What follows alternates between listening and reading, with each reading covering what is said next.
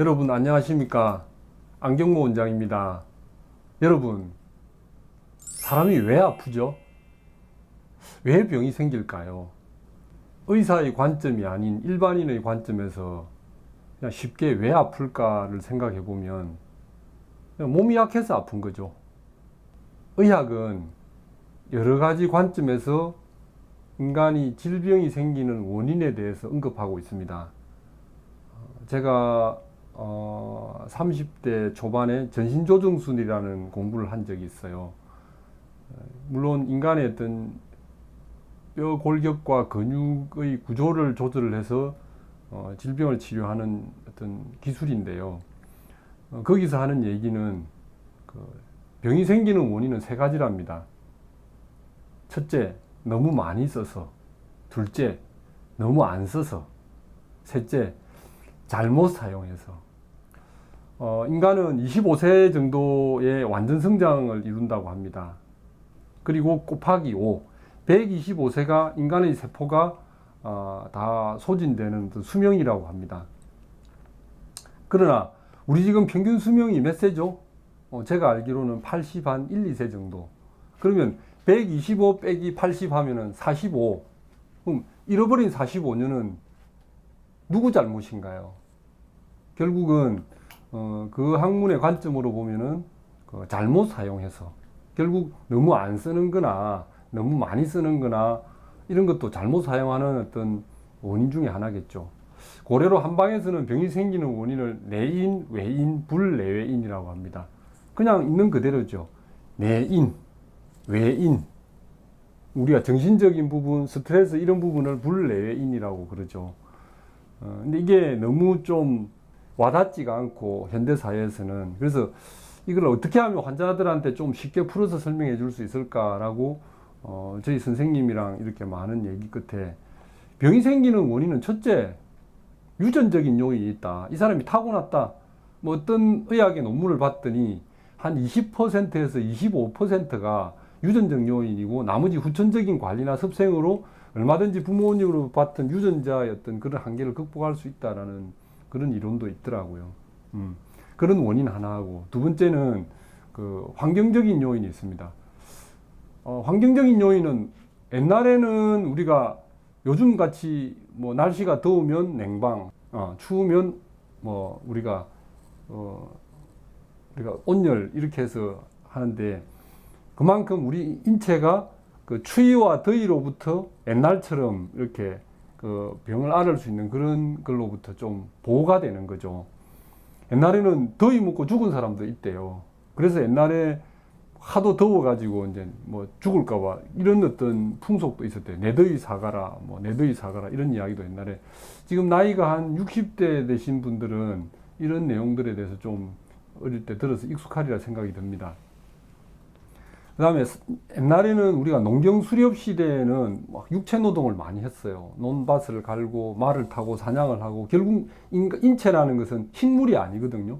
동물이에요. 움직일 동자, 물건, 문자. 물건이라는 움직이는 물건인 거예요. 가만히 있게 되면 우리 인체는 병이 생기게 돼 있고 항상 움직여서 이렇게 활동을 해야 우리 몸이 건강해질 수 있는데 요즘은 어떻습니까? 사회가 지식 기반 사회다 보니까 책상에 앉아서 책을 보고 그다음에 이렇게 컴퓨터를 보면서 연구를 하고 항상 실내에서 이렇게 하는, 그렇다 보니까 이런 사회적 환경 속에서 인간이 생길 수 있는 병들은 또 옛날하고는 좀 달리 이렇게 되는 경우가 많고 그 다음에 우리가 이런 어떤 환경 속에서 무한 경쟁이지 않습니까? 옛날에는 해 뜨면 들이나 밭에 나가서 일을 하고 해 지면 들어와서 자고 이런 어떤 우주의 어떤 천지의 변화에 순응해서 사는 그런 어떤 삶이었는데 요즘은 그렇지 않죠. 무한 경쟁 시대다 보니까 뭐 밤새도록 이렇게 불을 밝히고 또 일을 해야 되는 그런 어떤 시대인 사회적 환경인 것 같아요. 이로 인해서 생길 수 있는 질병들은 또 옛날하고는 또 달리 이렇게 좀 펼쳐지는 것 같고 그 과정에서 우리는 정신적인 또 요인이 있죠. 무한한 스트레스, 뭐 짜증, 피로. 그래서 요즘은 우리가 우울증이라든지 그 공황장애라든지 화병이라든지 불면증이라든지 이런 어떤 그 심리 감정적인 요인에 의해서 생기는 그런 질환들이 많은 것 같고요. 그 다음에 우리가 그런 어떤 사회적 환경 속에서 하다 보니까 운동을 할 수 있는 그런 시간들이 많이 줄어들어요. 그래서 요즘 현대 사회는 시간을 내서 운동을 해야 되는 그런 또 시대인 것 같고, 또 음식에 관한 요인들이 많습니다. 옛날에는 주로 우리가 자연에서 얻은 가공식품이 아닌, 저희 어릴 때만 해도 그랬거든요. 뭐 주로 간식거리가 없어서 뭐 쌀을 볶아서 먹는다든지, 뭐 밀을 삶아서 먹는다든지, 옥수수, 감자, 고구마 이런 것들이 간식이었는데 요즘은 그렇지 않죠. 뭐 과자에서부터 뭐 각종 뭐 마트에 가면 많지 않습니까? 이런 가공식품들에 의해서 생길 수 있는, 이런 음식에 의해서 생길 수 있는 그런 또 요인들이 많습니다.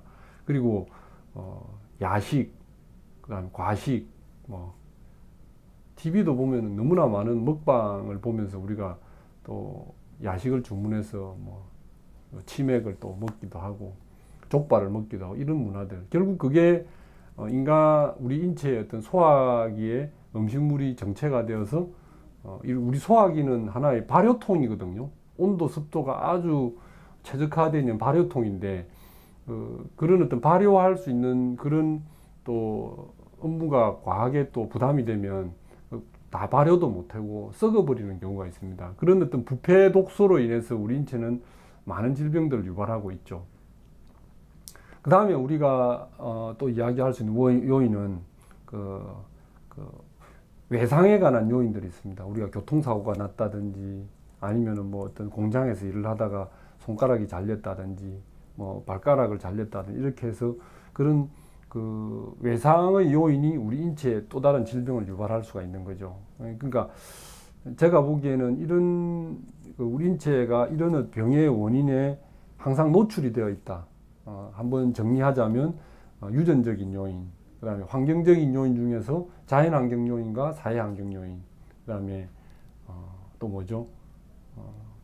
정신적인 요인, 심리적인 요인, 어떤 불안, 공포와 관한 심리적인 요인, 운동 요인, 음식 요인, 외상 요인, 이렇게 해서 7, 8가지 종류로 이렇게 병의 원인이 있는데, 이 병의 원인이지만 이 병에 노출이 되었을 때 이 병에 어떤 병이라든지 증상이라든지 나타나는 사람도 있고, 나타나더라도 경미하게 나타나는 사람도 있고 심하게 나타나는 사람도 있고, 이게 뭘까요? 즉 뭐냐면, 여기에서 제가 말씀드리고 싶은 것은 면역에 관해서입니다. 면역이 뭘까요? 어떤 A형 독감이 유행한다 그럴 때 우리가 국가에서 보건복지부에서 뭐라 그럽니까? 보건소에 가서 어린이, 노약자, 만성질환자를 위주로 빨리 예방접종을 하라.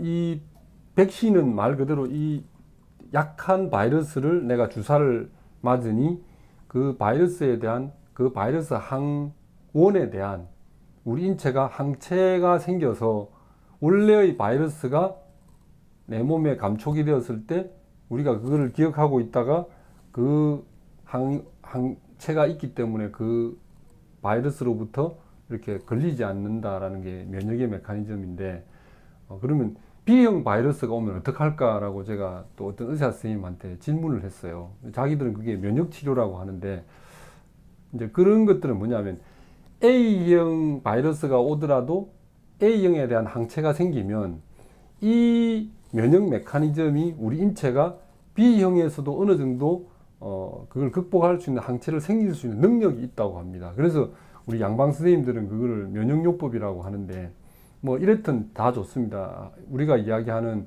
그 면역이라는 것은 어떤 인자, 그러니까 바이러스라는 개념은 제가 좀 전에 이야기했던 자연환경 요인 중에 하나로 이렇게 생각하면 되거든요. 그러니까 그런 병의 원인이 우리 인체에 적용이 됐을 때 우리 인체가 그 병에 대해서 대응하고 조절하고 처리를 잘 해서 어떤 내 세포가 손상을 입지 않도록 잘 처리하는 그 능력을 면역이라고 생각하고요.